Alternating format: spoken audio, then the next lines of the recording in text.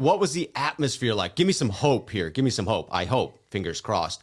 Was it different for previous years? I mean, 2020 was an odd year. Obviously, you can't really speak to that because things were so foobar at the beginning of 2020. But when you look at years prior, when you were around the team, describe the atmosphere.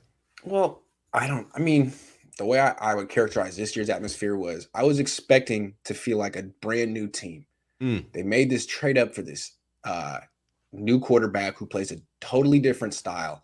And I felt like it was almost going to be like a whole new feel. But what happened right. was the Niners also re-signed all their veteran free agents to 1-year deals. And so they brought back the revenge tour.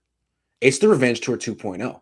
And they love Jimmy and they believe in each other. And they thought last year was a fluke and they would have made the playoffs and maybe won the Super Bowl if it hadn't been for injuries. So what you're seeing is like one last attempt from the vets in this locker room to hold on to the past and prove that, you can't just throw us out yet, that we were a team and, Trey wasn't really part of that yet. And he might be able to contribute in ways, but it's us and we're a Yeah. veteran team. And I think it was kind of interesting to see that organically happen.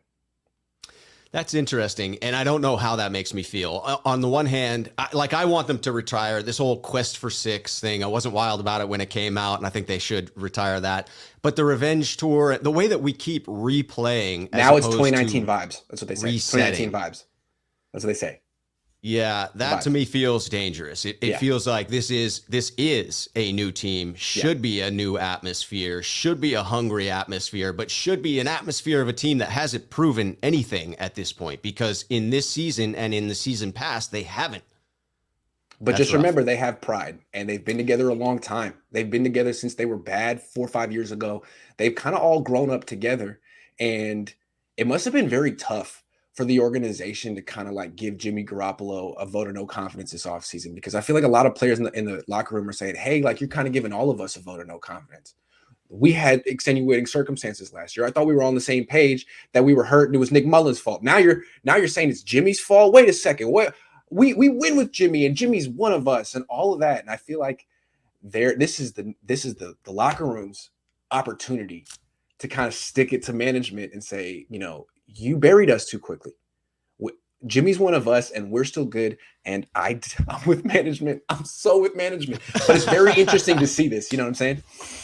Yeah. So I actually think that's one of the reasons Jimmy's team first mentality that does come through, and I think is probably a large portion of why the guys fight for him and love him. I think that it actually, just tying into the two quarterback dynamic, I think it plays into a reason that this two quarterback setup could actually work for the 49ers is Jimmy's seeming willingness to set aside the ego and put team first in all aspects. That to me is one of his core strengths. And I get that doesn't overcome a lot of his shortcomings, but I think in this particular scenario, it really could coincide with the talent you have, Trey Lance, and make for a perfect storm. I'm sorry. I love how Jimmy's great. He gets so much credit for whatever. I mean, he makes $27 million a year. Like, just smile and do whatever they ask you to do. Like, if you were good enough to play full time, you could. They gave you the money to do it. Now you can't. But I mean, it's good that you're a team first guy. You're not complaining. But if you were complaining, being a part-time $27 million man, whew, I just don't have the sympathy for him. Might not look good. Yeah, I don't think so. But you're That's right. fair. You're right.